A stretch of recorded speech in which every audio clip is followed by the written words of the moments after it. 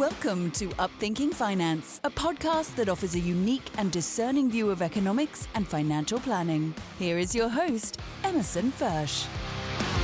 Welcome to another edition of Upthinking Finance. Today's quote comes from the parable of the prodigal son, which is found in Luke chapter 15, starting with verse 21. And the son said unto him, Father, I have sinned against heaven and in thy sight, and am no more worthy to be called thy son. But the father said unto his servants, Bring forth the best robe and put it on him, and put a ring on his hand and shoes on his feet. And bring hither the fatted calf and kill it, and let us eat and be merry. For this my son was dead and is alive again. He was lost and is found. For those of you who've been listening to this podcast since the beginning, you might remember an interview I did with Pastor Chris Hoke, who is the senior pastor at Underground Ministries located up in Skagit, Washington. That interview was about a year ago. It was episode 3. And in that discussion, we talked about a couple of things. One was about the work that the ministry was doing to help the reentry of prisoners, men and women, back into society and the challenges that come along with that. And the other part, we talked about the business of running a charitable organization and the need and benefit of those who contribute on a regular basis to organizations to fund their work, because then it allows people like this pastor to do the work he's meant to do rather than having to spend so much time trying to bring in more money. Today's guest is a product and the result of that kind of a commitment to a charitable organization, who's gone through Underground Ministries and finds himself, as he would say, healed and basically going out and blessing the community he once destroyed. His name is Alex Sanchez, and to quote Pastor Hoke on the impact Alex has had on the community and particularly Underground Ministries, he says, Alex has blown away Skagit community members since he joined our staff a year and a half ago.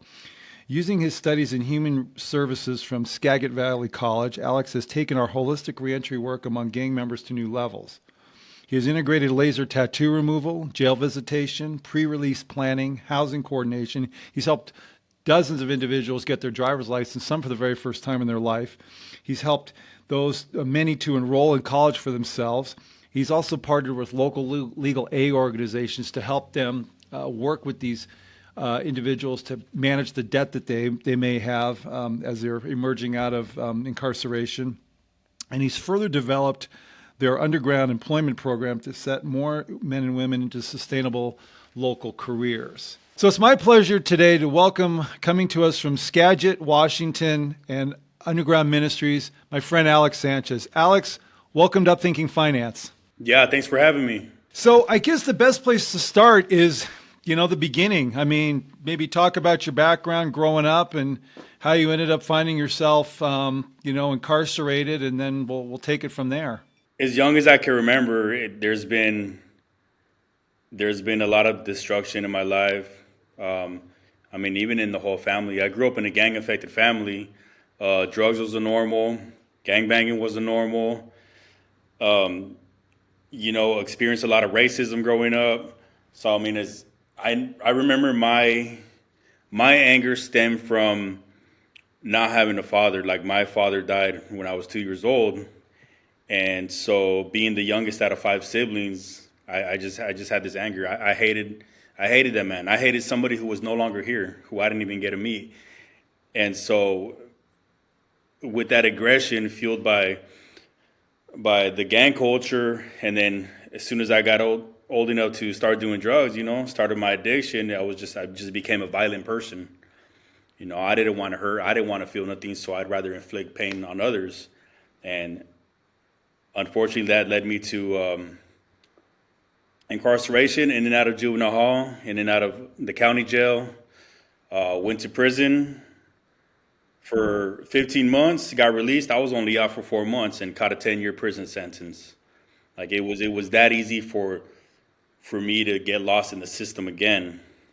Mind you, I grew up experiencing a lot of racism, so like, in grade school, in middle school, when I was supposed to have role models or people who were looking out for me, I wasn't being accepted, or I wasn't being heard. I was just another Mexican kid from the block. So, I mean, I went off to prison for 10 years. 6 of those 10 years was done in solitary confinement because I didn't stop once I was in there. Once I was in there, I continued on my destructive path. And I think about 8 years into my prison sentence, I was sitting in solitary confinement, and I knew that what I was doing wasn't gonna lead me anywhere productive. I was either gonna end up getting killed or end up with a life sentence. How old were you, Alex? Can I ask? When I got incarcerated, Yeah. I mean, when all this stuff was going on, I mean, how old were you? I was 20, about to be 21. Wow. Okay. Yeah, I was 20, but I literally felt like I was in my 30s. Like I had already lived a long life of just beating myself down, not loving myself, destroying everything around me, destroying my family. Like I had a hand in destroying this community where I live in. That's why I take so much to this work that I'm doing, because now I get a chance to build it up, and build my family and my kids. And I'm just curious because, again, this is a world, I mean, not a lot of people are familiar with. I mean, how hard, you mentioned growing up and dealing with all the, the racism and not having a dad. I mean, I guess the question is it pretty much difficult to avoid kind of falling into the trap that you fell in? I mean, it sounds like it's a real uphill battle given all those kind of headwinds. Is that a fair way to put it? I mean, growing up, just in that time, just feeling accepted, like any child wants to feel accepted, So when you're not getting accepted by the community, by society, like you're gonna gravitate towards what accepts you. And what accepted me was the gang culture that was already in my family. A bunch of friends growing up. I grew up in immigrant camp where people used to migrate to come stay there and do field work in the agriculture fields, and so there was a lot of poverty. There was a lot of racism, a lot of like, hey, like you're not good enough to do this, or you're not good enough to join sports because you're not going to amount to anything anyways. And so I got labeled at a very young age, like, hey, he's one of them, or he's gonna grow up to amount to nothing. So I was like, all right, well, label me at a young age. I'm gonna be what you say I am, but I'm gonna take it to another level. I'm gonna be the worst kind. Wow. So you're sitting in prison and you start realizing that you're headed down the path that's not going to end well. I mean, did you end up reaching out for help, or I mean, where did that kind of take you? When I went to prison, my son was 2 years old. I didn't see him for the first time until he was about 7 years old. And that was because I kept getting myself into situations while I was in prison. Mind you, I was a very violent person, catching a lot of assaults. And my mom, when I left to prison, so throughout my journey of destruction, my mom was always there for me. Not once did she say, hey, you can't come to my house. Like, if you need somewhere to stay, we're here for you. That's Mexican culture. Like, we don't nobody gets left behind. But I was just too lost in my addiction, and I wasn't a pretty sight, so I wouldn't come around. So when I went to prison, my mom could dance, cook, clean, drive, work. About 6 years into my prison sentence, I got my first visit from her, and she came in on a walker. She could no longer do any of those things. And not only that, the guards didn't want her to bring her walker to me, so they took it from her, and my stepdad had to help her do the walk from the front door to me, and that broke my heart. That broke my heart. I mean, I almost lost it, and I was like, all right, so if I lose it right now, I'm probably never gonna get out of this place, or I can do what's right and show my mom that she does have a good son, And so when I was about 2 years out, I reached out to Chris Hoke and Underground Ministries. Underground Ministries at the time was a new thing. I met Chris Hoke 18 years ago in in the county jail about 18, 17 years ago. It was my first time in the adult jail, and he came in with his guitar, and he would lead a Bible study and sing. And I had a lot of trust issues, especially towards white people, man. I hate to say it, but No, I get it. something told me to trust this guy. Is like, and so I opened up to him, and we started a friendship, and we had our ups and downs. He took me in when I was in my addiction. He's writing me letters, and I pretty much told him to F off. Like, don't write me, leave me alone. I don't want to hear nothing you have to say. Like, you're just trying to change me. And so we had this up and down relationship. But throughout the ups and downs, and throughout me pushing him away, he never abandoned me. He was always there. He's like, all right, man. He's like, I just want to love you. That's it. And so when I decided to change, there was two role models in my life. One was Chris, who I knew he was going to accept me. He was going to be there. And my older brother, Renato, who I've looked up to since I was younger. He was pretty much my dad, you know. I looked at him as my dad, and he had just made some important decisions in his life and changed his life around. So I was like, let me follow in those footsteps and let me reach out. So I reached out to Chris, and he said, hey, do you remember I sent you a form to start on your reentry? Do you still have that form? And I told him, honestly, Chris, like, every time he sent me that form, I threw it away. Like, I didn't want nothing to do with that. I had it all figured out, or so to say, in my head. Right. I didn't have it figured out. So he sent me a reentry form called Stones and Layers. And the Stones and Layers is basically your internal and external barriers that are going to help you on your reentry journey as soon as you get out. So you name those and you list those. So external barriers being everything from driver's license, child support, court debt, LFOs, employment, like everything. And then internal barriers will be your mental health, what's going on here, your addiction, what kind of identity you're holding on to. And so I filled it out, you know, and it was the scariest form I had ever filled out in my life. I'm like, there's no way I'm gonna accomplish any of this. Like, I'd rather just keep gangbanging. Like, that's easy. That came easy. Using these fists came easy. There's something to be said when you put something in writing. You know, it's up here in your brain, but when you put it in writing, all of a sudden it's real, man. And I get it. It must have looked just like an impossible task. Oh, it was scary. Like, even the word change. Like, I wasn't real receptive to the word change. Like, I didn't agree with that. Because I know deep down inside, I always had a good heart, you know? I was always down for my family. I was always there to help even my homies, the younger ones that were there, you know? Like, I was always like a big brother to them. Like, I didn't like the word change. Like, whenever somebody would say, hey, you need to change, I'd be like, F you, like, you change. I'm not going to change who I am. I didn't want to change because deep down inside, I didn't want to change who I really was. So kind of substituted the word for heal. How about I heal instead? And so I started healing.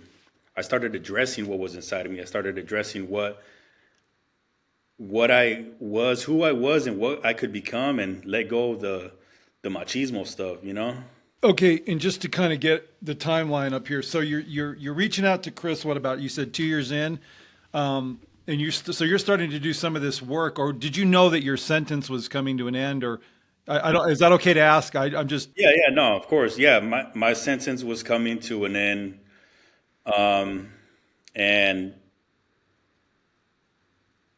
I think that was scary in itself. I was just going to ask you, I mean, so you have this epiphany with your mom, you know, you see that, and you have kind of, to me, that's like a defining moment in life that hopefully, you know, we all get at one point or another. And then you're faced with this list of all these things you got to do, knowing you're going to be thrown back into the world. I mean, that's got to be pretty frightening, you know, knowing the fear of going back to where you were and kind of having this sort of glimpse of where you want to go, and seeing this gap, you know, this gulf of, you know, between here and there. That's kind of where you were. Is that a fair way to put it? Just the thought of being released again after doing so much solitary confinement too. Like, even to this day, like, I still have anxiety. Like, I can't be in a big group of people without feeling some kind of pressure, anxiety. Certain things stayed with me. Like when I go to a restaurant with my wife and the kids, like I gotta sit with my back against something. Yeah. I can't have an open space behind my back. I mean, right here I feel comfortable because it's my work area. But I mean, just getting released from prison, like it was scary because I knew myself. I knew how destructive I can be, how violent I could get, and how destructive I can be to myself. Yeah. And I didn't have a scale that said Alex is gonna mess up a little bit and do good. No, when I messed up all the way. I went from 0 to 100 fast. I never cared about life, man, until something clicked inside me. Like I need to start caring. I need to start loving myself because we only live this life once, and I'd be damned if I just wasted away. No, it's wisdom, man. So you get out. I mean, where do you start? I mean, as a former, I guess a recovering alcoholic myself. I mean, that and getting over addiction, that's a whole deal unto itself, without all this other stuff. So, I mean, was there sort of a pecking order, or was it a matter of, how did all that work for you once you started to move ahead? Once I did my reentry plan and I seen it on paper, like you said, once you put it on paper, it's real. It's like, all right, I need to go through with this. I knew I had to release myself from other things, not just from prison. I had to be real with myself and hold myself accountable. I needed release from prison. First and foremost,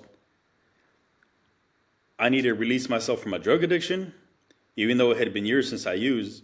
Former meth addict, former heroin addict, and then I needed to put a barrier and space between me and my old lifestyle. Or so to say, I had to cut contact with certain friends from my past who weren't moving in the same direction that I was moving. I wanted something out of life. And so I needed to release myself from those three things. And then upon my release, just took it slow, took care of myself, a lot of self-help, and just started working on my reentry one step at a time. Chris helped me with my reentry, but I can give you a little insight about what that's like, how I help others with their reentry. First things first is I got my driver's license. 31 years old, first time in my life having my driver's license. I didn't think that was ever going to happen. That felt great. As soon as I got my driver's license, I didn't feel like I had to look over my shoulder. That's the number one thing that sends a guy or man or woman back to prison is not having their driver's license. Because as soon as they start driving without a driver's license in their head, they're already breaking one rule. What is it to break another one? Oh, interesting. Yeah, okay. So getting your driver's license is vital. Got my driver's license, immediately enrolled into the Skagit Valley College, into the Human Service Program. And as soon as I started taking those courses, whether it be motivational interviewing, mediation, intro to counseling, like I knew that education was for me. I just started hitting those books. I got employed after about a month. I gave myself some time to just settle in. And I surrounded myself by family. I surrounded myself by the things that I missed the most while I was away. And so I started on my reentry and just stuck to it. And anybody from my past that reached out to me, whether I used to do drugs with them or other things with them, I respectfully told them to just to back off, just respectfully, like, hey, you're not invited in my life no more. Was that hard to do? It was hard, but it came easy because like the number one person that I cared about from my past, who was also from the same neighborhood and the same gang that I was from, is my brother, and he had already changed his life. So I had everything I wanted. My kid was in my life. My siblings are in my life. I got great support around me. Like I'm not really missing out. A lot. Some of my younger friends that really, truly meant a lot to me passed away while I was in prison. So it made it a little bit easier. Like, hey, like, who am I really letting down? And I'm a grown man. I can make my own decisions. And people respected that. I mean, they respected what you were doing. There's that. You didn't get any pushback from people from the past. For the most part, yeah, people respect it. We have some. There to be some that would get in their feelings or or would have something to say. But I mean, honestly, you can also tell in other aspects that they have some growing to do. It sounds like things changed pretty quickly, but I'm guessing there was some, Chris had described the challenges for people reentering back into society, and there's a lot of, it's the world we live in. Somebody has a felony or a prison record. Really, it's just, it's a real tough deal to have on a resume, so to speak. What were some of the things that you really found tested that, and maybe I'm putting words in your mouth, I don't mean to, but were there points where you felt like, man, am I ever going to get through this? Did you run into those walls here and there along the way as you were healing and going through this process? Okay, can I say something? Please. I now run the reentry program here at Underground Ministries. Right on. And what Chris did with me, I do with about 60 to 70 men and women. And I'm going to tell you what I tell them. I'm going to be working on my reentry the rest of my life. I'm going to be working on myself the rest of my life, because life isn't easy. Life is hard, and especially being formerly incarcerated. Like, I still have vivid dreams where I'm incarcerated. Every other day I have those dreams. I still have vivid dreams where I'm using. I wake up and I feel high. I haven't touched a drug in 14 years. I think the biggest barrier, the biggest challenge for me when I first got out was being isolated in my own thoughts.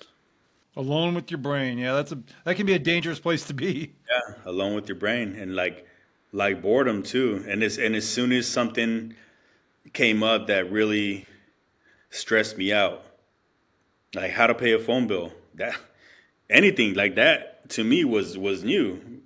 What do you mean I got to learn how to pay a bill online? No, I'd rather go drink. I'd rather go do something else. That's what my mind was telling me. But with some coaching, with some help, got it all figured out. And even to this day, I got my own place with my wife, and we now have a blended family. So I got 5 kids at home. She takes care of the bills. Like you do that part, and I'll do the other stuff. I'll provide. I got to do certain things. So let me ask you this: did you ever have during this process? I get what you're saying about it's a lifelong deal. That makes complete sense to me. In the early part of getting back into society, was there ever a point where you just felt like maybe you had some self-doubt, or just you felt that I don't know if I'm going to be able to do this? Is that a fair thing to ask? Yeah, even to this day, I still have do I deserve where I'm at in life? I heard so many people, do I deserve this? Is this just a dream? I'm waiting for the other shoe to drop, Yeah, I got 11 felonies on my record. My life out here could be pulled from under me with one little mistake, That stays in the back of my head, but I know that I'm gonna keep fighting for what I'm doing, keep fighting for myself. But yeah, those thoughts are always there. So we have a mutual friend, we'll just use his first name, Dan. Yeah. And if I remember right, was it last year or a couple years ago, you went on that retreat up into the Utah mountains, and was that 2019? Okay. I've been home 4 years. Okay. Yeah, I'm sorry. I'm a little off on the time. It is the last 3 years with the COVID and all that. It's like a blur, man. Yeah. It's only been a few years, but it feels like a lifetime. How did that, because Dan and I are good friends, and I know you know him. How did that impact you at all? Was there some things you just took away from that really have kind of, changed you? I had never been on a hike before. I know Chris, once during my addiction years ago, Chris took me to a park and kind of taught me how to throw around the fly fishing rod, but I had never casted it into water or anything like that. So going out there to the wilderness, and when I say wilderness, to me that was wilderness. The hour-long hikes, in the scorching heat, wearing a backpack with gear, that to me was living life. Like, I had never done anything like that, and it also tested me, because with my anxiety, at times in my head, I'm like, all right, well, I'm not gonna make it back home to my home state. Like I'm gonna be stuck out here, and like my mind would just tell me. But it was just an experience like no other. Just the brotherhood that we had there, sharing meals together, being out in the wilderness, fly fishing, and then looking over, seeing the smile on other people's faces. Other gentlemen that came with us that are formerly incarcerated, like just seeing that. Do you still stay in touch with any of those guys? Yeah, Oh, that's awesome. I now help them. No, that's great. So, gosh, there's so many directions I want to go, but I guess, so you're helping all these people. I mean, well, let me ask you this. You just graduated college, right? I just graduated June 19th. I got my associates in applied science and human services, emphasis on generalist. Very exciting. That I never thought that was going to happen. I got to wear a cap and gown. Mom got to see me. Mom also got to see me get married. I had a big wedding. So I've hit a couple milestones since I've been out, and I'm going to take about a year off and then go get my bachelor's. Right on. And I also helped create a group within Underground Ministries called Underground Healing. And a lot of the men and women that we've worked on their reentry, they come to the group, and we have many I teach curriculum like on mental health, substance abuse disorder, everything from mental health to toxic relationships. Like we're open, we talk about it, we help each other, and then I provide a dinner for them, and it's great. Here's a question. I don't know if this is too personal, but I know, at some point you look at, I'm listening to you talk, and while I don't have the same background, I do know what it is to live in a certain way and then find myself married, running a business, living life, being a part of life. And where's God in all this for you? Can I ask you that? Because I just seems to me, I'm listening to you, and there's a point where, all the success you're having and all these accomplishments, for a guy that was, locked up and, like you said, in solitary, which most people in life will never know what that's like. Can I ask you that, or is that too personal? No, I'm fine with that. I think God is in my life, and is it 100%? No, but that's a relationship that I'm building between me and my higher power. Yeah. I believe. I know that I could learn more, and I know that I got a long ways to go. But yeah, I mean, like I said, towards the end during my incarceration, when something clicked inside of me, and I felt like I needed to go down a different path and really be there for my family. I knew that there were some feelings that I was feeling that there was God was behind. I was feeling some things that I had never felt in my life. Like, all right, I need to make some decisions. I need to make them quick. Man, that's like the hero's journey, because you get that kind of a contact and you get that moment, and ultimately you still have a choice. You still have a choice. Go back this way or take this leap of faith and move ahead. And it's exciting because of all the people you're helping. So if you can, maybe just share with people, the working with how, working with 60, 70 people, like you said, is helping you, but also how that works. Because I have to think somebody, you're like the beacon of hope, man. If somebody like me goes in and starts trying to talk to people about things I don't know about, but when you have somebody who's been there and has had those experiences, it can really speak to the core, bottom line stuff that people feel, fears, all of it. I have to imagine you're really, probably, I would think, really good at what you're doing for people. Do they listen to you? So Chris said that too one time. He said, "You're good at what you do," and I had to correct him. I'm not good at what I do. I love what I do. I love what I do. I really feel it in my heart, and it keeps me grounded. And yeah, so I get to work with these. So Skagit Valley, I did sub. So it's just, I grew up here. So who are the people that I'm working with? people that I grew up with, family members, old friends. There's already a connection there. And if there's not a connection there, I build this relationship with them to where it's real. They could trust me. I'm here for them. If somebody comes down, I'm working on them with their reentry, and they fall into addiction. And believe me, I can read all the signs. I don't sit here and say, oh well, whatever. No, I go look for them. I'm like, nope, we're not doing that. Let's go have some dinner instead. Let's talk about this. How can I help you? How can we be here for you? You're not alone. Because I know I couldn't do it alone. I needed those people that I have in my life. How old's your son now? Can I ask you? My oldest is 16. Okay. He's in honor society, the high school. Right on. He's had straight A's since first grade. Wow. Yeah, never dropped below that.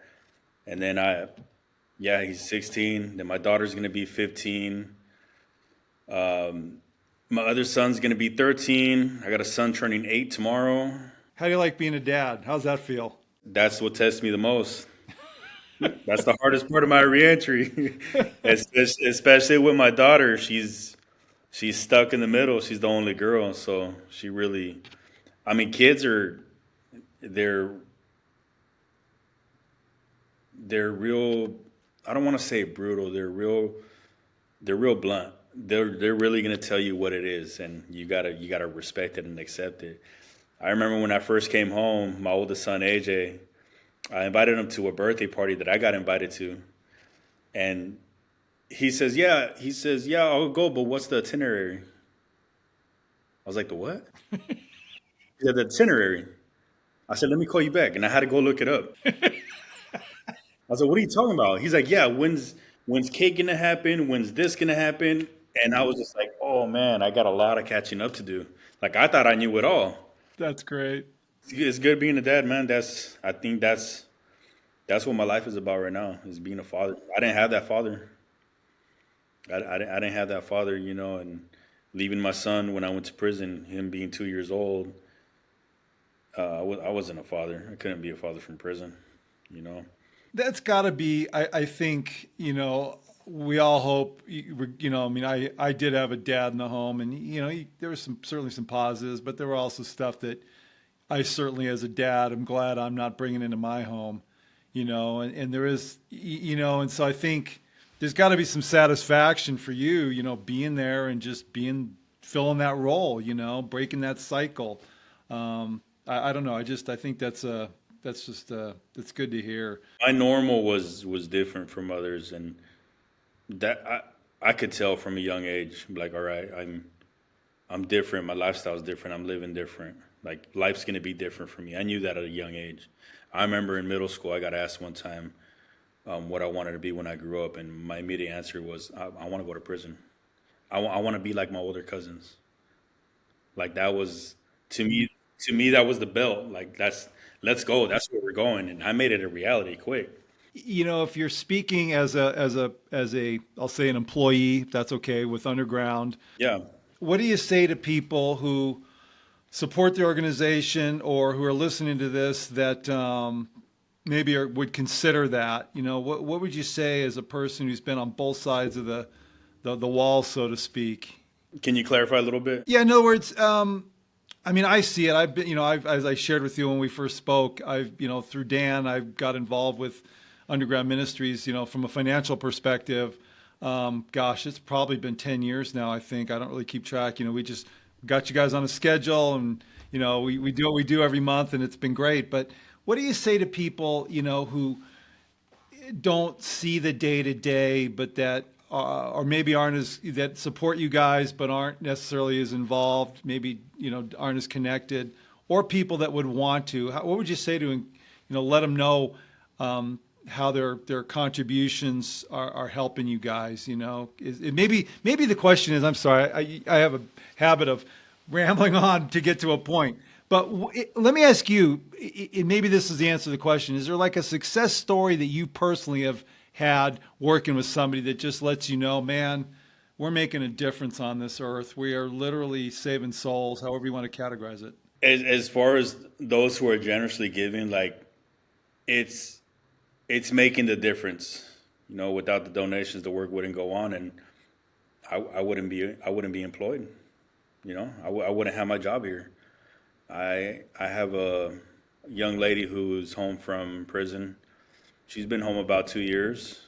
Uh, she came home on graduated reentry (GRE), meaning she's out of prison, but she got let out early, so she's on an ankle monitor. It made things a little bit harder, but she overcame that, doing some tattoo removal on her face. She's got a bunch of tattoos.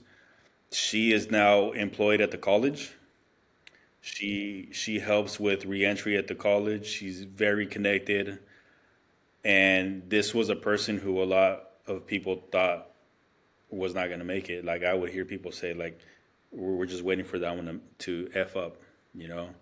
And she's just blooming. She's happy. She's got a smile on her face. She's real supportive. No, that's great. So what's the plan if I were to ask you to say, okay, where do you kind of see yourself? You know, I mean, you're still a young guy, you know, what's the 3 to 5 year plan? I mean, you seem like a person that really has some vision, and I'm just kind of curious. I would love to stay here. I mean, once again, of course, like my position depends on funding. And if we don't have the funding, I can't stay here. But my hope is to stay here and go on and get my bachelor's at the same time. And I have a voice that's able to reach others. So I want to move into, I want to train somebody, possibly to do the reentry part. I want to move more into like a counseling role. I'm just here. I'm just here to love the community, love the people that I've seen hurt their whole lives, and build a table where those who have been oppressed their whole lives can come eat. Man, that's the parable of the wedding feast, man. Everybody's got a place at that table. That's what's so beautiful about this work, because I mean, and I'm just from an outside observer, but you think about different, you know, groups of people in society that are really marginalized or cast out. And, you know, anybody that's in prison system, I mean, that's got to be the, you know, the top of the list. You know, there's just it's hard to soften people's hearts. You know, it's just the reality of it. And you lived it, obviously, but that's also the most Christ-like thing I think you just shared, is exactly that, is everybody, you know, when you say everybody, we have this life, we all have this life, and you get it once. And, you know, my understanding of God is everybody's welcome. He loves all of us. You know, we none of us are perfect, whether it's obvious from the outside in circumstances, or those people that, you know, are just as you know, having the same struggles. You just don't see it every day. You know, we all have a place. So you're doing good work, brother. I just really appreciate you taking the time. Is there anything you'd like to add just to your message, or anybody who's listening? And I will say that the listeners kind of cross the Atlantic. I've got a bit of a contingent building up in Europe. So just anything you'd like to share as a kind of final sign off here? Re-entry is important. Creating those relationships is important. And when somebody comes home from prison, don't just give them resources and walk away. Like, walk this walk with them, give them a chance, introduce them to community, get connected, and just love them first and foremost. So remember, like, we're not here to try to solve problems. Like, we don't fix trauma, we address it. Address those things that are going on within them. But I want to ask you a question. Please. So I'm a big teddy bear now, so I ask these questions. So what does love mean to you? I think it's just accepting, it's seeing the humanity in people. I think it's recognizing that every man and woman ultimately is a child of God, and realizing that everybody's got a path. You know, it's too easy to label people and put them in a box, and not honor the fact that every single one of us has walked a journey and made decisions that's unique from the other one. And that's how we're all, like, honestly, I guess there's acknowledging that there's this connection. We all have this connection. Like, listening to you, to me, your success in some way feels like a success for me somehow. I don't know how to explain it. It's got nothing to do with me being involved with, you know, to the, you know, the extent we have kind of out here with Underground, but just more that, you know, humanity wins. I guess that's what it is. Humanity wins, man. And that's love, is seeing that and appreciating it. And I think allowing people, the chance. Yeah, I mean, exactly. Empowering those who have been oppressed by the system. I guess maybe I'll ask you, and you may have already answered this, and I think just you sitting there having this conversation with me answers the question. But, what do you say to a person? And I'll admit it, Alex. Until I really got to know Chris and even talking to Dan about these the retreats and the hunting, the trips, and I was probably like a lot of people. It's like, you're afraid, oh, this person's been in prison. They're never going to change. I mean, how do you get people? I mean, I'm sorry to say that, but I'm sure, that's not like some big revelation.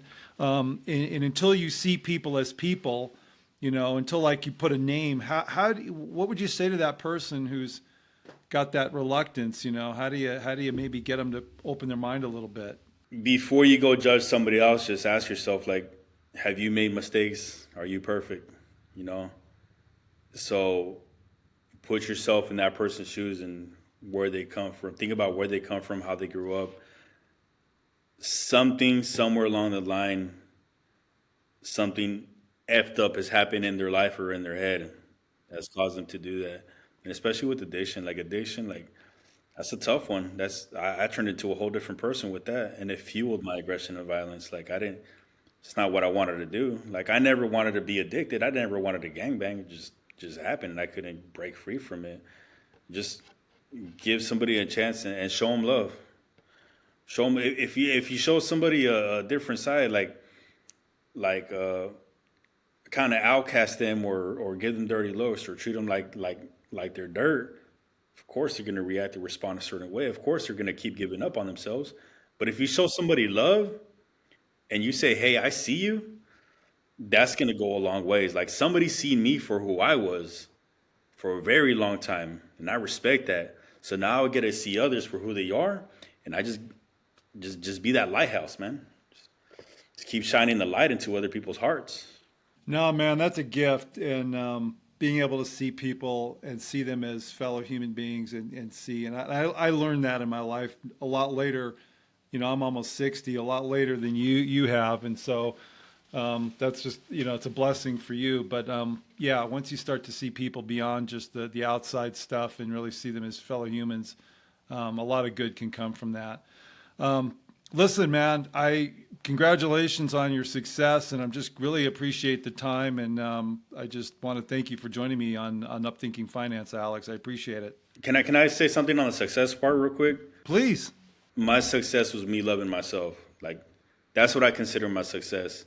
Everything else that I've been able to accomplish after that was just part of me living life, Me graduating college, me landing this reentry job here, me getting married and all that. Like, that's just a part of me living my life. But the only success that I see is me loving myself. The rest of that stuff, you allow yourself to be successful and things can happen. No, I get it. Yeah. Hey, appreciate the time, brother. Thanks so much. Thank you.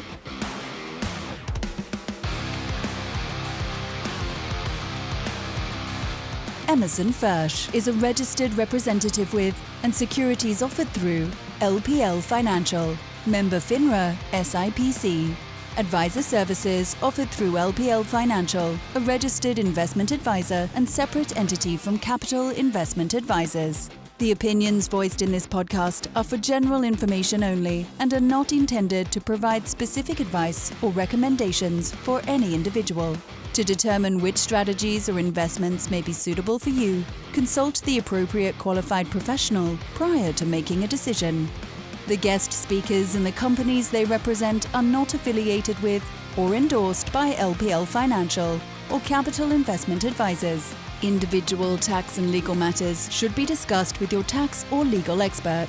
Economic forecasts set forth may not develop as predicted, and there can be no guarantee that strategies promoted will be successful. All performance referenced is historical and is no guarantee of future results. All indices are unmanaged and may not be invested into directly. There is no assurance that the techniques and strategies discussed are suitable for all investors or will yield positive outcomes. The purchase of certain securities may be required to affect some of the strategies. Investing involves risks, including possible loss of principal.